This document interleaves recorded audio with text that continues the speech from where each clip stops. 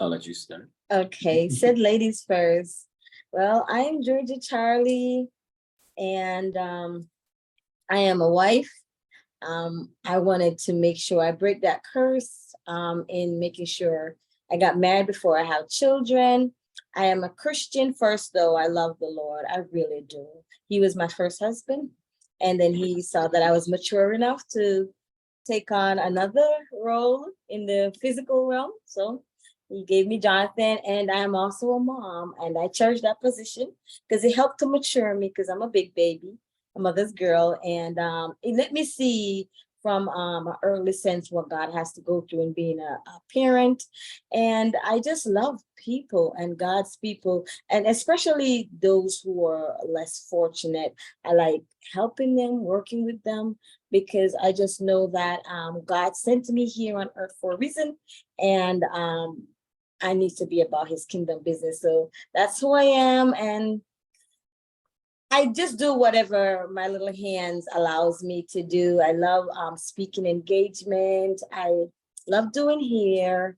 I love doing a lot of stuff, but mostly I love doing the work of the kingdom, and that's it about me, Brother Charlie. And I am Brother Charlie, Jonathan, first name. And I am a servant.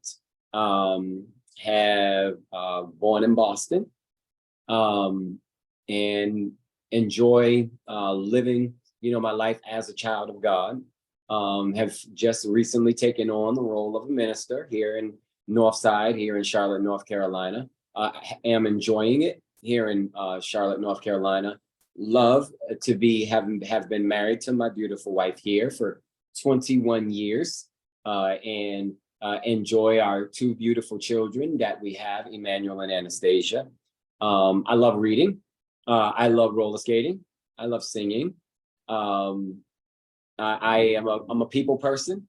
That's a little bit about me. I'm not sure what else you need to know. Very cool. Okay, you all. So you all just seem like you got very cool interests, a lot of amazing things going on. Who are you together? That's a great question. 21 years have allowed us to establish who we are together. Because before we had children, it was very different than after we had children and as our children got older. So I would say, I don't know what she's going to say, but I would say who we are together are a loving couple who together put our interests together and perform our interests separately, but have the same purpose in mind to accomplish making people happy, sharing our lives with people, and allowing people to see Christ in us. I agree with Jonathan, because I did not share. I'm a West Indian girl. I'm Caribbean, and I was born in Jamaica. So I do see things from a different perspective, mostly from those who don't have. So to come to this country and seeing people having a lot of stuff, just getting all their needs fixed, it makes me see things differently. But together, we had a lot in common. And one of the things for you to know who is your soulmate, there has to be some kind of glue, that magnet that pulls you together. So we have a lot in common, but as a male, he do see things from a male point of view, and I see things from a woman point of view. And we come together. I remember when we were freshly in our marriage, my mother-in-law used to say, you have to find middle ground, compromise. A place where you compromise in the middle, like he's fire and all ice. So in the middle, we gotta meet where things gotta warm just a little bit, not too icy, not too fiery. We have to find that middle ground together. So we have to always, throughout our marriage, to make it successful, have to see stuff in the middle, even though I'm pulling it from a woman's point of view and he's pulling it from a man's point of view. But together we submit in the middle to each other just to make sure it's working. Mm-hmm. That is so good. You said that there's a magnet that draws us together. And also we come to the middle to submit to one another. That is so incredibly powerful. And we'll get into that more, I believe. So tell us, how did you meet? Take us back. We want his version, we want her version. How did you meet? I don't know why you want both our versions, because I tell the right version. Okay. So I was going roller skating when I was in Boston, when I was, a little younger. And I used to love going roller skating. To make the longer story short, I would go roller skating by myself. I would go on the floor when the song was good. I would come off the floor when the song wasn't good. All the young men used to go over and mess with this beautiful young lady that was over in the restaurant section, if you will, and that was behind the counter. I would sit off to myself, just waiting for the next good song to come. However, I did have my eye on her. I did say she was beautiful, but I was not interested in going to talk to her when all the other guys was talking to her. So I just continued to do what I do. And then one day I went into the roller skating rink, and she wasn't over there in the restaurant, but she was over by the skate booth. And so I got a chance to actually talk to her while she was over at the skate booth. I asked her for her phone number. She decided not to give it to me. She gave me her email address, of which she really didn't check that much. So I didn't have a way to really get in contact with her once I left her presence from the roller skating rink. So I would always look forward to seeing her again when I got back to the roller skating rink, and eventually got her phone number. And then started, and then it progressed from having her phone number to walking her home at night, because I went in the evening time from like 8 to 12. And then it progressed from there to, actually deciding to date. And then here we are 21 years later, allowing the Lord to use us in a great way, and, loving each other like it's still first date. So ladies, just he told it correctly. But to be honest, I think one of the key ingredients is it doesn't matter what age you are, when you're just tired of nonsense and you have like a goal for yourself, you just know that you don't have time for foolishness, and whoever that next person is, you got to come right. So like he said, I was comfortable with my own company. Not that I liked loneliness, not that I like going to the holidays by myself, but I was comfortable with my own self. So when he came along, I wasn't interested with him at all. I didn't want to have nothing to do with him. I just think he's just going to mess up, just like those other guys who wasn't ready to settle down. And I felt like I was ready. I thought I was, and I knew I was, but I just didn't want none of the foolishness that come along with it. So I keep telling him no, but he saw something, and he just knew this girl is the right one. She is not thirsty, Debbie used that word. She's not thirsty. And she just seemed like she's just peaceful with herself, and I want some of that. So he pursued me long and hard, and I gave him I think I remember telling him that we could be friends, and he took that offer. He took the first offer I gave him. So we tried out being friends, and then he was like, and I think I told him, he said to me, if just give him another chance and just being a boyfriend, because if we don't make it, we could go back and being a friend. And then I took his offer of, okay, let's see, because I just don't want to be dealing with all the drama that comes with boyfriend, because if you're not ready to just have one girl, I'm not the one. I don't do well in sharing my significant other. Some people have that tolerance. I know I don't.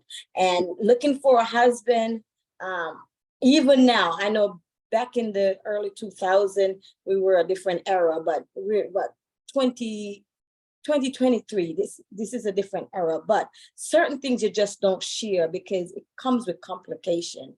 And I think that's what was on my mind in dating Brother Charlie. So I started out with him just being my friend, and we were great friends. And then he revisited the idea of me making him my boyfriend, and he just kept on doing well, passing all the tests, flowers and cards for no reason, treating me like a queen for no reason. And, we just blossomed into engagement and all of that. So, yep. Okay. So he was passing the test. Mm-hmm. He put an offer, you said yes. You put an offer, he said yes. That is nice. Okay. So how do you know? Brother Charlie, how did you know that Sister Georgia was the one to marry? How did you know? Sometimes, when you are single and you're looking for commitment, sometimes you have to ask the right questions. You got to have the right conversations. I think sometimes, young ladies and even young men, I'll put the young men out there as well, because they look for, they ask, questions that are relationship driven, but they're not relationship commitment driven. There's a difference between being relationship driven and relationship commitment driven. Some just want to have somebody that they can say loves me and, kind of I love them. They're not necessarily looking to settle down. And, then you have those that are looking to settle down, being with somebody that doesn't want to settle down, and that brings confusion. So I asked all of the relationship commitment questions that would sometimes be relationships that maybe you had of old. Are you still like in communication kind of like with them? What's your relationship with them? Oh, we're friends. Okay. So when you go, do you guys do friendship, relationship things as friends? Asking those direct and pointed questions, because it tells you a lot about a person when you ask commitment questions. And one of the things we learned about being servants of God is being committed to Christ. And so if you are committed to Christ, then you understand what it means to be committed. And that's what you want, because that's how you're going to be able to develop the relationship with a person when you develop that relationship with Christ. And you have to be able to follow that line. And some individuals have been through so much, they got to find their way back to that because of all that they've been through. And so their relationships are based on experiences that they've had earthly, but they forget that their battle is their relationship opportunity is supposed to be more spiritual, not carnal. How do you know I was the one? That's how I knew, okay. By asking all of those right questions.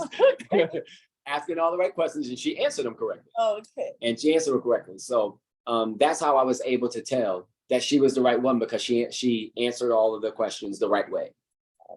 And how I knew he was the one, sisters, I gotta tell you, I was very religious before I met Brother Charlie, and he brought me to the truth.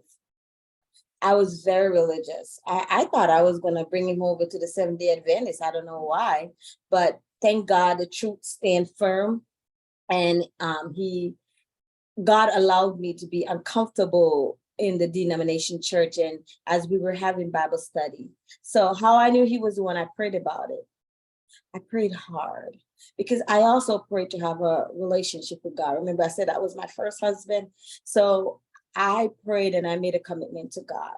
And then when he came along, I prayed for the type of husband I wanted. And he was checking all the box. His words, as you can see, he's my Barack Obama. He's very articulate. That's one of the things that I'm super attracted to him about. So the way how he speaks, he's articulate, he thinks about things, he speaks well, he's very thoughtful of, the whole picture.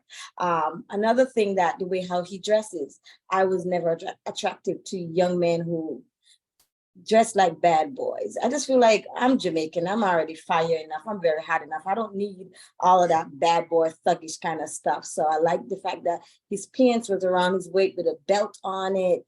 He dressed appropriate. Those were some of the things that was on my checklist. But also, if we can build an empire together, we can build life together. We can, when we do have a family, if we could raise our children together, because I didn't have that. I was raised in a single extended family home where my mother had a disability and my grandparents gave me the stability and they raised me up. So there were certain things that I knew I wanted for my children. So in order to get that, I had to make sure I had the right husband. And even though it seems hard, my sister used to tell me, don't you worry about finding your husband. And she used an example of a cousin who had a disability. Is that, look, don't he has a wife? I said, yeah, and both of them had a disability. I said, if God can provide a husband for such and a wife for such and such, don't you think he has one for us? I said, yes, you're right. My sister said that. And that used to calm me down, even as a teenager coming up. Another thing, how I knew Brother Charlie was the one. One day when I was a teenager, I told a close friend of mine, just had that feeling, they talk about woman intuition. That thing is super powerful. You hold on to that, sis. Something that burns you inside. I can't let you sit still. That God gave you that for a reason. And I told her, I said, I'm going to marry her. At the time, because I was in a denomination church, I said, I'm going to marry the pastor. The girl got so offended. And she was telling me millions of reasons why I wasn't. I said, okay. So I didn't thought about it no more, but that's how I felt. It's just like something came over me, and I just spoke that into existence and put it in the atmosphere and declared and left it there. Never thought about it again, left it alone. After I married him, there was some group of evangelists going around talking about they're going to train young men to be minister. And he came to me with this little twinkle in his eyes, the star in his eyes, and he's smiling. He's like, honey, do you know from I was 14, I was preaching, and you know how much I love the Lord. He said, I want to go to school so I could be trained. And immediately I said to him, wherever you go, I'm going to go. Why did he even say that? Now we on this quest where we go everywhere the Lord sent us. It's like God fulfilled that and let me see the full picture that you were going to marry that minister. Not that I was looking for him or doing anything to find one, but he checked even that I said way back then comparing to now. So I prayed for him and the Lord provided all the material, and now we have Mr. Charlie here. So that was important for me to make sure I found out God's opinion on that. Amen. Amen. That is incredible. Both of you just have the powerful convictions that kind of that let you know that your spouse was the one. So incredibly beautiful. Tell us about the proposal and the wedding. Oh, yeah, we have to share every detail because it's good for everyone to know the pros and the cons. Go ahead. Do you want to share the detail? I'll start. Yeah. Okay. So one of the other ways that I knew she was the one was when time allowed for me to be able to see when it was that time. We hadn't been together for that long. Mhm. We actually was only together for 6 months when I actually proposed to her. It was on a Christmas night that I actually proposed to her. And I had my family, there on Christmas. Her family, her blood family was in Jamaica. Yeah. So I made my blood family a part of the process. And on Christmas night, I had planned, to have us all together, getting gifts and all of that. And that night, it was one of those nights where I actually proposed to her before my family. And I was glad she didn't embarrass me and say no. She said yes. But also, sometimes you look at life and challenges go on and everything. And I'm like, I want her to be comfortable. I want her to be happy. And we planned a small compact, wedding, which actually wasn't small and compact as we planned it. It was at a congregation where we used to go and visit. It wasn't our home Church of Christ, but we were there, and it was a large facility, a large congregation building wise there.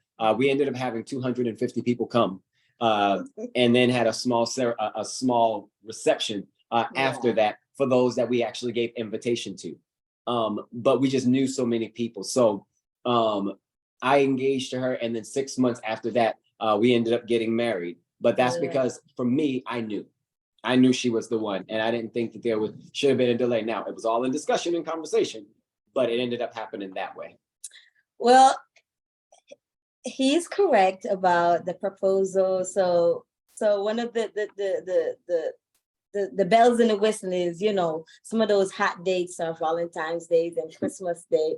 I was one of those girls got proposed on Christmas Day, along with all the other gifts. So I got extra gifts. So yes, so that's a plus for me. But any day a man proposed to any single lady is always a special day. So it doesn't have to be Valentine's Day. It doesn't have to be your birthday. It doesn't have to be Christmas Day. So the wedding, I want to talk about that. So, one of the important things to every woman, I know all my sisters can attest to that, is the planning and the arrangement.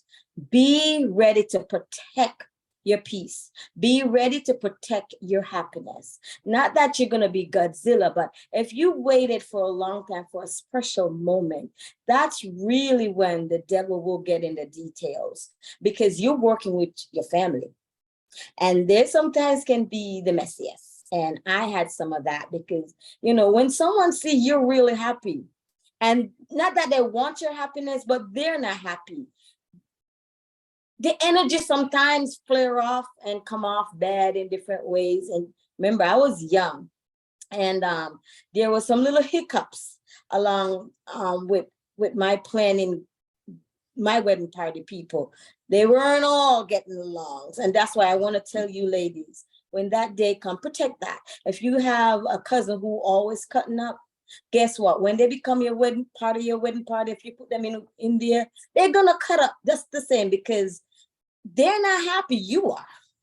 They're not happy. So if you don't have to put them in that wedding party, so you have a team that kind of go according to your plan, whatever dress code you want, whatever hairstyle you want, whatever how you want your wedding, kind of keep that out of there. So things will go smoothly with your wedding arrangement, because we end up having to change your wedding date a whole year, because I was so through with some of the unnecessary, uncomfortable feeling. Like he said, I was living with my extended family, and even with your own family, sometimes things are not smooth, much less when you're with your extended family. My mom, my sisters, my grandmother was still in Jamaica, so I was with cousins and aunties that had a lot of stuff going on with them. And some of those, I must have been the straw that broke the camel back, because I was feeling a lot of the anxiety and the angst that was going on with it. And I told him one day, I'm going to run away. I didn't even care where I was going to go. I didn't even have a bus stop I was going to camp out. I didn't have nowhere in my head. I just know I'm going to run away, because I can't stand this. This is not healthy at all. And he said, don't. We're going to move up the wedding date, and we're going to get married. So, because he already knew he loved me. We go to church together, we worship together, we pray together. He was feeling my pain. He was already helping me carrying whatever I was going through. So we move up our wedding date. His mother was so gracious. She just makes sure her girlfriend, who was her coordinator, just went into full swing of quickly moving up things around so we could still have that beautiful church wedding we wanted. It's just a reception part, because you got a book in advance. Wasn't exactly how we wanted it, but what was important, we had the beautiful church wedding. We went downstairs. All churches has a big area where you still can fellowship, and that's where we had our cake and our dinner, and we just used that facility. We got married. We did our wonderful honeymoon. You don't need a long time for that. Everything was okay, but the hall. But just protect your space when those times come, because trust me, things can go easily. So that's all I have to say. He said everything that was surrounding. That is some beautiful advice. Protecting your peace around the wedding time, because the enemy is after our peace so often. That's beautiful. That is beautiful. So tell us, how has, when you look back on your expectations for marriage, whether expectations of yourself as a wife or yourself as a husband, or just expectations of marriage in general, how have your expectations changed now that you've been married for 21 years? They haven't. Because when you have the right model for marriage in the beginning, you just receive and accept and you grow together.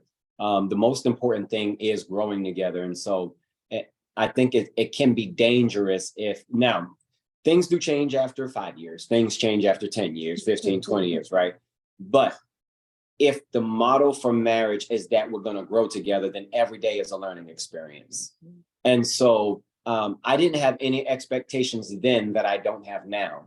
The expectations are still the same. The expectations are still we're going to love each other. The expectations are still we're going to communicate when things are challenging. The expectations are obviously it changes when you have kids. Now the expectation really is, that we're going to love our children the same way, guide our children the same way. I was one of those that did not like seeing how, and using an example in this real world that we live in, right? And it's gotten worse before it's gotten better. It was challenging for me to see parents allow a young man to have a girl come over the house, but not allow a young lady to have a boy come over the house. Why? Because you're concerned about your young lady getting pregnant, but you're not concerned about your young man getting a girl pregnant. Oh. I think you treat that the same way. So none of my expectations are any different now than they were when we first got married. The only thing that changes, situations change. So therefore, it's an added expectation rather than a change of expectations. So for me, none of the expectations changed. They all stayed the same. It was just a matter of we grow together by the daily process, which is why, when you get married, you say for better or for worse, for richer or for poorer, in sickness and in health, until death do you part, because that's a daily grind. It's a daily battle that you go through. It's a daily joy as well that you go through. But the expectations for me haven't changed, because the expectations are the same, because we're just growing together every day.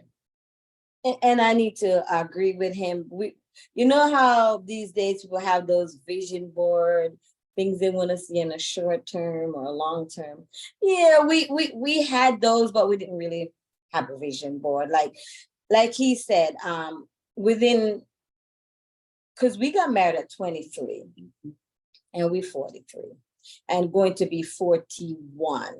So there was some things he wanted to see us accomplish in 5 years. There's some things he wanted to see us accomplish within 10 years. And I remember at one point, there were some things he wanted to see us accomplish by 45.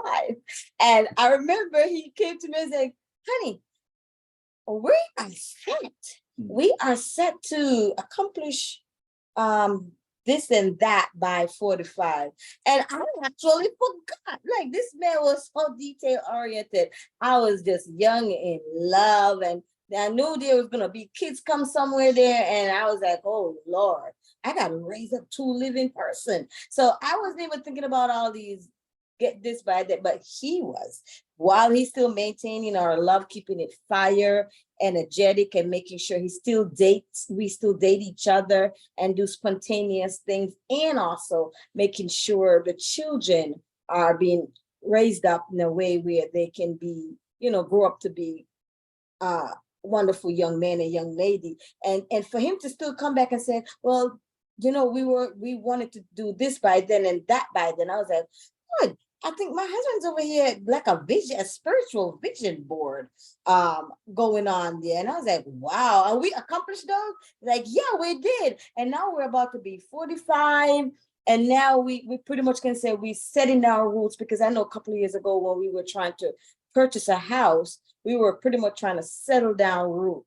But sometimes you want to settle down root because you plan for certain things, and it's not God's timing.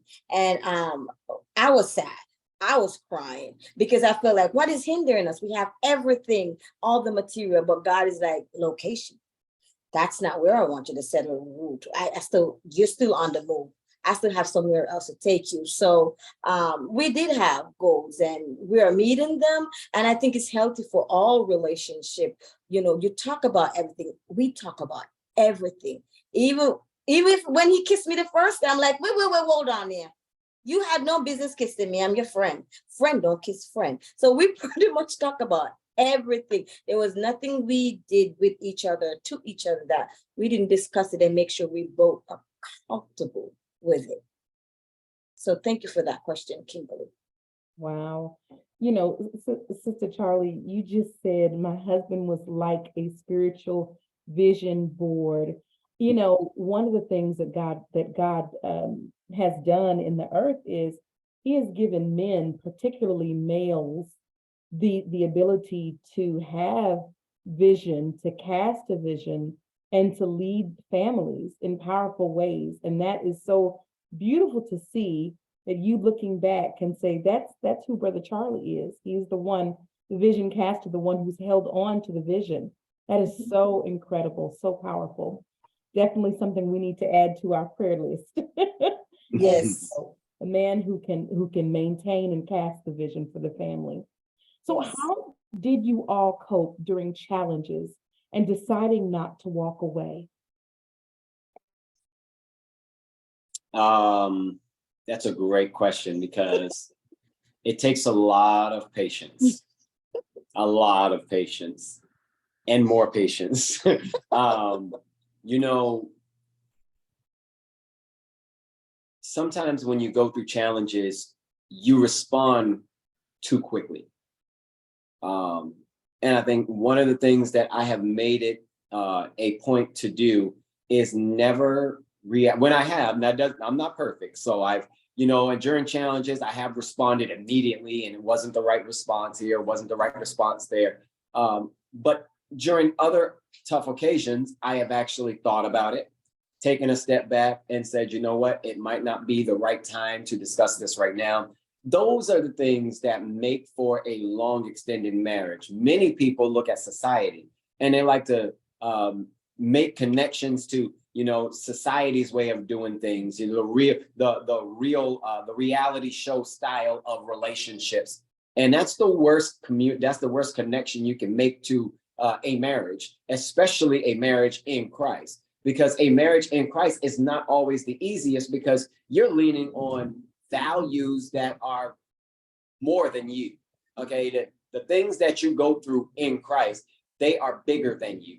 And as soon as you realize that the married life that you live is bigger than you, okay, you realize that whenever I get ready to respond to a situation that I go through with my wife, I have to take a step back and find out if God is in this decision that we need to make or in this discussion that we need to have. It takes time to develop that.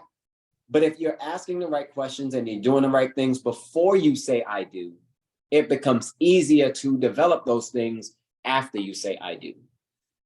And I agree, Brother Charlie. I just know that there's certain part in your marriage where, how I don't know if almost everybody here is over 30, 40. When I was turning about 30, I felt like, oh gosh, this is definitely grown up level. And I was nervous. I was scared because I'm going to be 30. I got to act a different way. And I got a big kid inside of me. And I just think that's what's keep me young and fresh, but I knew I had to act a different way. When our marriage was turning that 10 years, we had some serious disagreement here and there. And it wasn't even about me being jealous when, because of our personality, people are always attracted to us. It wasn't any of that. It's just that the evil one knew that we were going over another milestone. So he made us fuss a lot with each other. And I remember our daughter is our counselor. Could you believe this? Our 15-year-old daughter. I remember she was only like 2 plus. And she saw her daddy. And she went and go hold his little hands and bring him over to a picture we took when we went on one of our dates. Because we're from Boston. We went on a dinner cruise on the boat. And me and he was there, we're smiling. And she pointed at the picture. She didn't say much word. Our daughter, not his mom or any grown up, our little daughter, not even her son. And she pointed at the picture and said, Daddy, smile. So she pretty much was telling him, bring back that smile. Whatever you need to do, get that smile back. And now, what I'll do whenever I feel like he's cutting up, I go get her And then she sits and she listens to me. And she's like, Mommy, he's fine. Just let him go take a walk. I said, I don't know why we out there taking a walk. It's gonna get. She's like, it's okay, Mommy. Let him go take the walk. And then when her daddy comes back, she's like, Daddy, you need to go take a walk. So he knows he's in trouble because our daughter is taking him for a walk. So the Lord somehow, because we put him at the top of our relationship, he finds someone and he used our little daughter to help us. Our son, he stays away because he favors his mom. He loves his dad, but he favors his mom. And because he don't want to show his favoritism towards me, our daughter, who now is neutral when it comes to a relationship, she takes control of whatever we're not seeing eye to eye with. Because for some reason, Jonathan would say, I tick him off. And then I'm right up there at the top with him, and I'm just cool and calm. And he's ready now to jump over the cliff. But I'm so cool and calm, like, honey, I don't know but I don't know if it's Jamaican with me that I can work well under pressure. And with American, they show their emotion, and because you got so much emotion. I was never always be taught to show emotion. So when I'm really upset, I know how to stay calm, but I'm mad, especially when I go silent. When I go silent, I'm more mad, but I'm afraid of what I'm going to say, and I'm afraid of what I'm going to do. So I stay silent, and he knows that. I'm stopped talking. I'm not talking to him. I cut off the communication. He knows it's bad now because I'm not talking, but our daughter, she will listen, and she will come in. She's like, Mommy, me and you, what's going on? And then, Daddy, let's go take a walk. And he likes that. And that's how we somewhat fix it, because we are both praying. And God is sending us the help, even if it means to use the youngest little person. And I'm telling you, she was 2 when she was helping us. Now she's older. You can just imagine when we have disagreement and we're not seeing eye to eye, she's still there ready to assist us. So that's how we work through some of our difficulties, and we do have it. I remember a couple months ago, he was really furious, and he went and go do his walk. And of course, me and Anastasia, we had our talk. And he came back. Another thing he does when if he's wrong, he apologizes. And if I'm wrong, I apologize. And he's like, honey, let's go take a walk. And he was telling me, I'm sorry that I talked to you the way I did. It's just that I'm so frustrated. I don't want to see our not our marriage, but our life fail. And I need to make some, like, I said, Dreamcaster. I want to make sure we are progressing as a family. And when we just moved here, it was challenging because of the finance, and those things can eat away at any kind of relationship, single arm marriage, and it was eating away at us, even though we had so much. And it was making him frustrated. And he said, I got to do some different things. And we just started talking, because now we become friends. We're still married, but we're still our best friend. And as friends, we were walking, we're talking, and how we're going to do stuff and make our way throughout this first year. And that's how we made it to just a couple months ago when we were, and I'm telling you, when it was rough, I was ready to pack my bag and go to Jamaica, because I was like, I can't stand it with him. I don't know what to do with this man, because I don't know what is going on. But he figured it out, and he apologized, and we had our talk. So we are going to face those times, and talking is good, and apologies are always the best, especially when you go too far and say some things. I usually never say anything, because I just love him and I respect him, and I'm not going to make, because I'm mad at him, I talk him down. But not everybody's that way. Everybody deal with things different. Wow, it's amazing that God sends someone, and that's amazing to even hear of your little baby girl. God sending a 2-year-old to say, hey, wait, that God is amazing. He is amazing like that. And it's also so humble of you all to listen to a 2-year-old or a 15-year-old. That's incredibly humble. It's so beautiful. Okay, so unpack the concepts of trust and boundaries in the context of a godly marriage. Trust and boundaries. That's good. You want to go first? I didn't just do that. So let me talk first. So before I met Jonathan, you ever heard about the bad ladies? One of the reasons why I switched and not dating Jamaican, because you know Jamaicans are very sweet and they love Americans. I can't deal with a Jamaican man. They are too I forgot what the word you call that. They don't believe in settling down. And when I was in Jamaica, the guy that I dated, he had too many girlfriends, too many. So that kind of scarred me. So by the time Jonathan came along, like that's why I was comfortable within my own self, because I figured I can manage that better. So when he asked me to be his girlfriend, because the only relationship I knew was bad, I brought those bad to it. So when young ladies would come around, I was very insecure, not for me, but how he would relate to them. And it was never his fault that they're relating to him positively. Is the way what he would say to me is, trust me, trust what I'm gonna do. Not gonna hurt you because I value our relationship. I value me. That's what he would say. And that's how I felt about me, and why I would not cheat on him or disrespect our relationship in front of him or behind him or any kind of way. He would say, I value me. And when someone tell you they value themselves, that means they have some self-respect for themselves. They're not going to put themselves in any compromise situation. But it took a little while for me to heal from what I've been through when I used to date back in Jamaica. And it was only one relationship, but that's all it takes sometimes to make you be askew about how relationships supposed to be healthy or supposed to be. So I was the one who had a very sensitive, what was that word again? For insecurity of him, say, cheating. He might have a different take on it, but I know I would get jealous when any kind of girl come around. But because he was consistent, I grew out of that feeling. And now I was like, honey, you still got it. Someone's acting like, they like him and she'll kind of, I was like, oh, you still got it. Because, you want your relation to stay fresh and young. We're only 45. So as you can see, we don't have a lot of grays and stuff.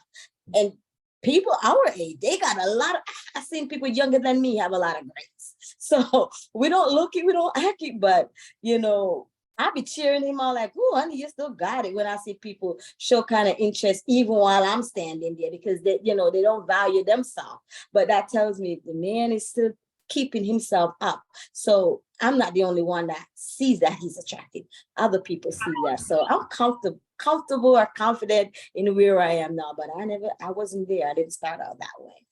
And trust and boundaries that's actually a tough subject to talk about from person to person, because of what people have gone through. That trust and those boundaries can relate to family, like in-house family. That trust and those boundaries can relate to, relationships that you've been through, more than one even. How somebody treated you, what somebody said to you, make you feel, like you're less than a person. So that idea of trust and boundaries is a tough one to hold. Before I met her, I was dating a girl, and that girl, to make a longer story short, I told her when I first started dating her, and I was always like this, because I was always afraid of relationships, truthfully. But I told her, I said, if you ever cheat on me, all you get is one time. And she had a young man that she used to date, and she was Jamaican as well. She had a young man that she used to date, in Jamaica. And she went down for her brother's funeral, saw this guy, and she did sleep around with this guy. The way I was able to tell is her mannerisms and her mindset, her face changed when she saw me, because she knew what she had done and she was going to tell the truth. She didn't know how it was going to go. But the moment she told me the truth, I said, it was nice to know you. I appreciate what we did have, but have a good life. And I haven't seen her to this day. Of course, married 21 years. I wasn't going back there, to that relationship. So trust and boundaries was always important for me. when it comes to that end. But and just to, give a nugget of encouragement, sometimes you have to build those trusts off of the relationships before you say I do. I can't stress the before you say I do enough, because those are what develop stronger marriages, is being transparent and honest with self and with others, and demanding transparency from the other person, and the other person demanding transparency from you.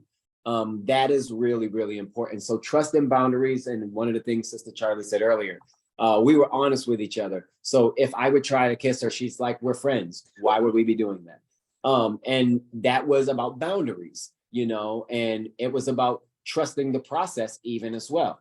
So trust and boundaries is a tough one, but you have to learn to overcome the trust and boundaries by developing trust in yourself and only allowing but so many things to happen in your circle that is going to help you to grow to where you're trying to get to, with a person and without a person, because we have to love ourselves before we allow somebody else to love us, because that's how we develop what love looks like for us. That is deep, Brother Charlie. We have to develop our trust with ourselves, love ourselves, and know how to express those boundaries. So what role does God have in your marriage? Number one, in everything. In our kids' lives, we're trying to teach them that now, because they have some tough decisions they have to make at their ages, and making God number one is the best way to do that. It's not always easy in this world full of peer pressures for the young people, but peer pressures is not just for young people. Peer pressures is for adults too. Yes. So, making the Lord number one, remembering Matthew 6:33, seek first the kingdom and his righteousness, and all these things will be added unto you. Seek first. And if you allow him to guide you in everything that you do, then everything will work well. It doesn't mean you're not going to have challenges. It means you have a resource to get through your challenges. And I agree, Brother Charlie. Like I said, I was very religious before he met me, and I had made a commitment to God, and even more so when I came into the truth. He was my first husband, and I would always tell Brother Charlie, God, I love God the most, then you, then the children. So everybody knows where they stack in each other's life. He knows that it's God first, then me. I know the same thing. It's God first, then him. So whatever decision we do, whatever we attempt to do, it's always with us and God first, and then each other. So we make sure we're mindful of that when we act a certain way, do anything, because God is watching us, and he wants to make sure we are doing the right thing to each other, because he put us in each other past for a reason. So God is number one for both of us in our lives, and then everything else makes its way on that scale coming down. Amen. God first. Beautiful, beautiful. Okay. Looking back, how would your married self coach your single self desiring a godly marriage? Like that question. How would your married self Coach your single self? I love it. Many times you go through challenges in life where you look at your life as time went on and you say, if I only knew then what I know now. That is one of those phrases that you look back on your life and you're like, I would change some things if I knew what I know now. And so, sometimes you do have to actually look in hindsight and see what you would have done differently. If I had to tell my single self, if I had to tell my single self something, that I learned during marriage, I would tell my single self, learn more patience, because I think that hindered me in the beginning part of our marriage. and develop that patience. Take time to develop that patience, because you get so caught up when you're single in learn and being able to do things by yourself. And then when you finally have to commit your life to somebody, now it's about putting yourself on the back burner sometimes and putting them before you. And some of that takes patience to be able to work through that. And so marriages break down because the first 5 years, individuals are learning about their significant other, and they're like, I didn't know this about him, and I don't want to deal with that for the rest of my life. And so it's got these irreconcilable differences that you go through. And now it's not about sickness and health and richer for poorer and till death do us part. Now it's not about that, but you said that when you said I do. And so if I had to tell my married self, single self, things that I learned through my marriage, I would say develop more patience for the person, and develop a process where you have to be able to put that patience into practice, and understand what you know about a person, and understand what you need to know about yourself when you say I do. And for me, it goes further. I don't know. I just think even before I met Jonathan, I think every aspect of your single self matters. The last few years of school, perhaps I know why I felt like I wasn't as successful, because I sacrificed that time for my grandmother because of her health. But I just feel like still you could find a way to take in your schoolwork even more, because I just feel like I felt like I lost some time there. And I always say, if I could go back in time, I would want to capitalize the minute I step foot there. Don't have to wait for my teacher to tell me that you're slacking, but just stay on it, because things were going to happen in my life where it was going to make me feel the way I did in sacrificing for my grandmother. And then before you know it, you're in this strange country and everybody's trying to take advantage of your kindness and your usefulness, and you're sacrificing for people all over again. As for my single self, I just feel like most of my time was spending to giving to others. And Jonathan was one of the best things, because he made me start to be able to invest in me. But it wasn't the full me, because some things were already compromised where I sacrificed, and it kind of put a hold on what I can do fully, but I felt like if I could go back to before I even came here to the United States, I probably could capitalize on more and be able to probably be able to make more better decisions even when I came here to the United States. Brother Charlie, did you have something else in mind? No, ma'am. Okay, you look like you had in deep thought. Well, you probably think I might be going right. too long. No. Oh, good. Nope. I was in deep thought, thinking about some of the things she said, not in disagreement, just thinking about them. Yeah. This is really interesting, because it's been a while since we've actually done something like this. And so thinking about some of the questions you've asked, and thinking about some of the answers that I've even had and that she's even had, it puts me in deep thought. Okay. She said you were the Barack Obama. You were a deep. I told you. So tell us, what advice? I know that you all are now, ministering at a congregation there in Charlotte, and you may have some singles that are there or that will soon come to your congregation. What advice do you have for singles who desire a godly marriage? Singles who desire a godly marriage, be honest with self would be my number one. I think a lot of relationships start with dishonesty, and I don't think they realize they're being dishonest, because many women have their list. Men don't have their list, they have their desires. They don't have their list. Like their desires would be off of what they see versus what they actually think about. You know, they see a beautiful girl, maybe with a beautiful body, long hair, I don't know, light skin, dark skin. They have all of their desires of what they think. Women often have lists. I want my man to be tall, dark, and I want him to drive a car, have his own career, all of these things. And those are not bad things. None of them are bad things, but be honest with self. Do you really want a godly man? And not that you're trying to lead them away from, wanting a godly man, but you want them to really look at what their values are. And so aside from being honest with self, what's your value?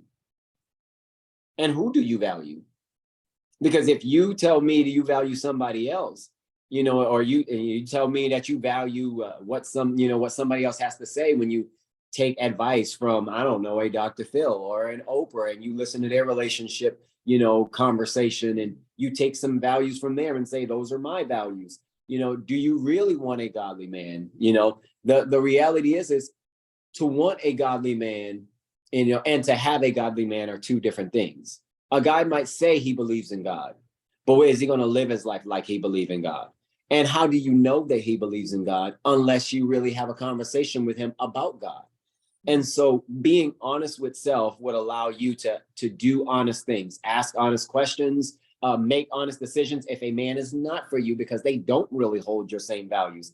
I think women and men, for that matter, allow themselves to fall in love with somebody. And I use that right now like loosely, because in relationships, it can be used loosely. It is used loosely, but are you really honest with what you are truly looking for to have a progressive and a successful relationship? I looked at honesty, and I told Sister Charlie, I said, I don't care what the challenges are in life. If you love me and I love you and we're committed to one another, everything else will come together and everything else will work. And we just have to work the process from there, because there are going to be ups and downs where there are going to be things we dislike about each other. There are going to be things that we dislike about what's going on in life, but how will we deal with it? So be honest with yourself. And what do you value? And if you value God, then it'll show. If you're honest with yourself, your life will be an honest reflection of what you saw before you got married and who you were looking for. So I have three things that I would just want to add on to what Brother Charlie say. I know most times when we do marriage counsel to those who are getting ready to get married, those are usually in confidential. But Brother Charlie said the first one of the things that made me knew I am on the right foundation was being put down to build whatever house, mansion, or estate, or whatever we were going to do together, was being honest. Everybody's life is different and complicated in its own way. That's what makes it unique and beautiful. Because as I say, broken crayons still color. And the Chinese proverb said, when a vase or something is cracked, all they do is just pour down some gold in between those cracked places. And when it's mended, the gold mend the cracked parts together, it's a beautiful artwork. So however, wherever your age group is, you're going to come with whatever you come with. But whoever that person is, if that's your significant other, as Brother Charlie said, be honest. You have a child, don't withhold the situation between you having those child, and if you and the baby father is still in good communication, or not really, or wherever you are, just be honest. The two grown-ups should be able to take whatever come with. Same thing for him if he has several children and he has baby mama drama issue, should be able to tell you. So when that girl is coming at you, you could like, okay, I'm not gonna have a problem with this. That's between him and her. They have a children that was before me. I'm gonna take it a certain way. So that's one, the transparency of being honest. Two, you're in the church. My sister-in-law is a great example. I'm not saying being single for her is easy, but one thing that girl have always stand up on is making sure she don't be unequally yoked. So there's many ways you can be equally yoked. Remember, I was never in the church. Take great example from that. He didn't find me in the church, but guess what? I was what is that? Receptive. Receptive in taking his invite and coming and then being baptized. So you don't have to look inside the church, but what you want to do, whatever young man you're talking to, you make sure you make your place stand with where you are with God. Because if you compromise that, it can go south easily. One of the things I've seen with a lot of young ladies, and I'm happy for them, they're getting married. But you know what they do, sisters? And I'm gonna tell y'all the same thing. Don't you turn your back on your first husband. After you get married, you still hold that relationship where, however you had it with God, you keep it that way and expand with that with your new husband. So you should have somehow let him know how you feel about God. If he don't want that in the relationship, you might have to, like a job. You might have to go on some more interviews because you don't know, this one might not be a keeper because he doesn't value God. Now, if you find somebody who love the fact that you're a Christian, encourage you to go to church, and they will come too, but they have to come at their own pace. Be patient with them. Don't rush into marriage just yet. Be patient with them because now you gotta be the one that help them in getting where you are in becoming a member of the body. And when you get to the church, you never know, somebody, God might provide somebody in that congregation to help work with this young man to get him where he needs to be. So that's the second thing. The third thing, you make all those steps, you're honest, check. He don't mind coming to church with you, and he's okay with you being extremely spiritual, because every man know that a girl who worships the Lord and is a well-kept woman, because don't nobody want the shoes that is on display. They like the shoes that is on display, but the one that I'm gonna purchase gonna be in the back, in a box put away. That's the one that I'm gonna purchase. That's how men see us ladies. They like a woman who is well kept. Yes, the girls out there, they show everything but their cancels in their head. Everything is out there. Nothing is an element of surprise. Men like stuff that is well kept. Yes, they see it all the time, but you put on your clothes, you can still be classy and still look attractive, putting yourself together. That's what men want. So you still keep yourself together. You don't have to worry about showing everything, because I'm telling you, we ladies, we know about handbags and shoes. When I go to Michael Kors to buy me a purse, I'm picking up the one on display, and the lady said, "No, ma'am, this one is for display." She takes the pocketbook that I like, she put it back on display, she go in the back office and go get one in a box, and that's the one she allowed me to purchase. We know that is shoes. I'm just using it as an example. So there's certain things that the person, remember I told you, everybody have their special person. Everybody's season is not the same time. So celebrate everybody you come in contact with, because when your season comes, trust me, you would love to have somebody to celebrate you. So hopefully you get that celebration. Like, I found me one, keep that on the down low. Make sure everything is solid before you announce everything. I know these couples, people like them, but they're not good spiritual example. Beyonce and Jay-Z. Even when they got married, while they were dating, they kept it on the down low. While they got married, they kept it on the down low. It's after their marriage was solid enough where the public could not affect it. That's when they start to come out and make themselves be known. Some things you have to keep it between you and God until it's solid enough where the enemy can't destroy anything. So those are my advice to single people getting ready. As Brother Charles said, I just want to add to what he said, because when we counsel, we see a lot of those different things, but you have to pay attention to the red flags. Know if he's the right one. Know if he's not. Be so comfortable with yourself. It's okay to go another season of loneliness again. God will give you all you need. And those are my advice to a single sister, whether in the church or just a single sister here on this call here. Amen. Such excellent advice. Is there anything else that you want to share with us, or even to couples out there who are who want to make it to 21 years and beyond? So I would say, since this is really focused on the singles, I'll say this in short, and I guess in closing, leading up to the life in marriage. One of the things that I would encourage is get personal counseling and encouragements where you have trusts and you have honest trusts, and ask those very same questions, like some of the things that you're asking. So if you're single on this call and you're hearing some of the questions that are asked, take some of these questions and be able to ask these questions, leading up to your marriage. You want your marriage you do not want to be part of the statistics of this life of divorce, of the divorce rate, is what you don't want.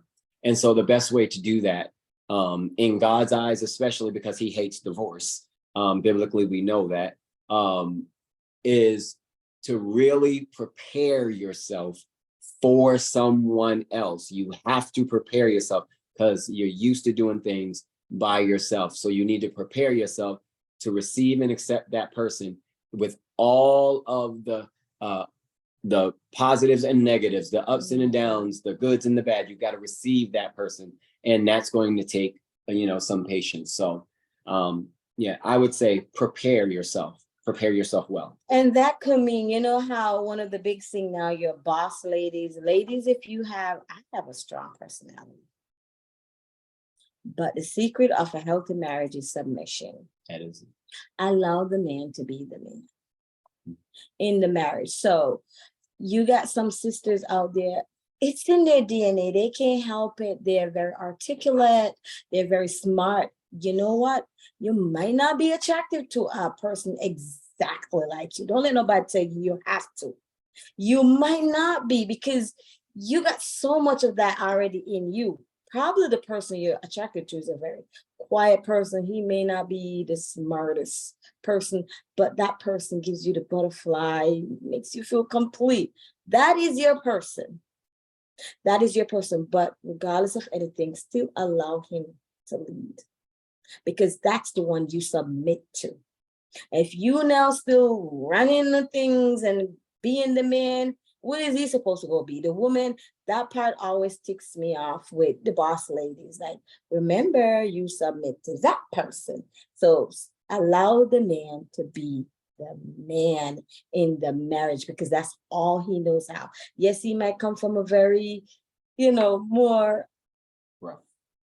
I won't say rough, more simple, but that's okay, because you are very smart. You are very articulate. You complete each other, because you guys still going to execute a lot of stuff together. It's just that he still got to feel like, I'm the macho man, and, I have the last say, and that's fine, because that's who you fell in love with, and that's who got the little butterfly going in you. So that's what I would say about, being married, whoever you submit to, still let them hold that title of the leader.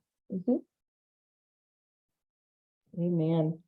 Submission is the best way. You have said it. Thank you all so much for being with us today and for sharing what you have shared. We're going to go ahead and wrap up with the recording at this time. Thank you so much for those of you who are here with us, and those of you who are listening on the recording.